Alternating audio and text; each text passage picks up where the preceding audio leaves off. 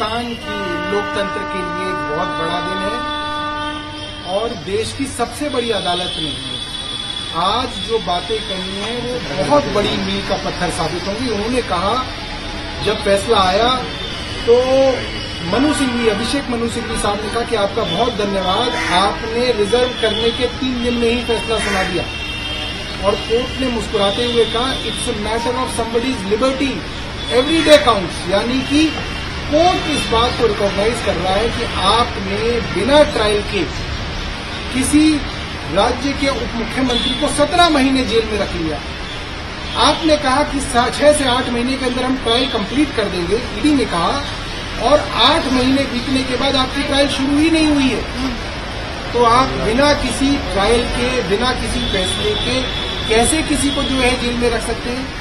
दूसरी बात, उन्होंने सभी हाई कोर्ट्स और लोअर कोर्ट्स, ट्रायल कोर्ट्स को एक सीख देते हुए कहा कि ये एक प्रिंसिपल है, bail is a right, jail is an exception, यानी कि बेल देना किसी का भी हक है, उसको बेल मिलनी चाहिए। आप ऐसे नहीं कर सकते कि आपका मुकदमा शुरू नहीं हुआ और आपने किसी को जेल में डाल दिया।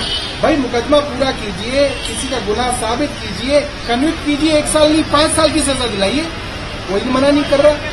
मगर आपका मुकदमा ही शुरू नहीं हुआ, कोई गुनाह साबित नहीं हुआ, बिना साबित हुए आपने 17 महीने उनको जेल में रख लिया। अब मैं ये जानना चाहता हूं, अब वो अगर बेगुनाह साबित होंगे तो ये 17 महीने उनको कौन वापस करेगा? क्या ट्रायल कोर्ट वापस कर सकता है? क्या केंद्र सरकार मनीष सिसोदिया के 17 महीने उनके परिवार को वापस कर सकते हैं?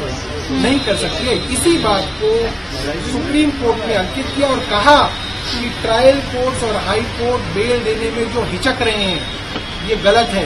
इसकी वजह से सुप्रीम कोर्ट के अंदर बेल से संबंधित मामले बढ़ते जा रहे हैं, सुप्रीम कोर्ट के ऊपर लोड बढ़ रहा है। तो कई बातें उन्होंने कही और सबसे बड़ी और खुशी की बात यह है सुप्रीम कोर्ट ने कोई कंडीशन मनीष सिसोदिया जी के ऊपर नहीं लगाई, यानी कि वे अपना ऑफिस भी आके जो है दोबारा से ले सकते हैं, अपना काम कर सकते हैं, अपनी कॉन्स्टिट्यूंसी में जा सकते हैं।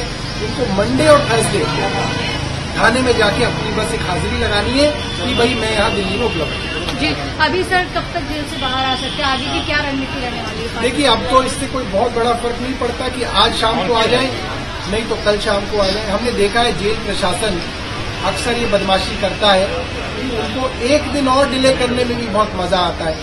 तो अब देखते हैं कि जेल प्रशासन जो है वो क्या करना चाहता है, षड्यंत्र करना चाहता है या आसानी से जो है उनको छोड़ना चाहता है। ठीक है सर।